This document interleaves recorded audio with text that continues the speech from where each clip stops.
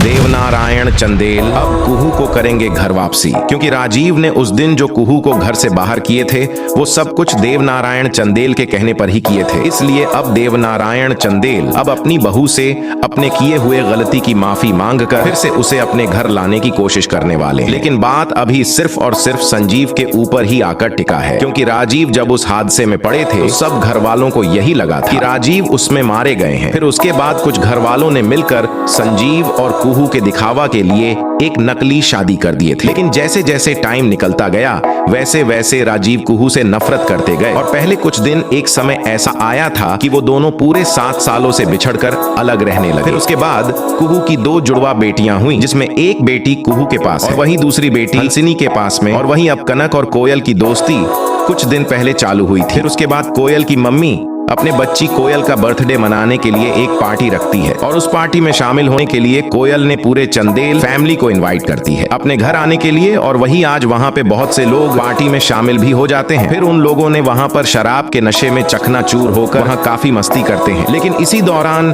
अब हंसिनी कोयल को कनक के रास्ते से हटाने के लिए आगे आने वाला ट्रैक में कोयल के साथ कुछ भी कर सकती है। लेकिन आगे के अपडेट के लिए आप हमारे साथ जुड़े रहिए।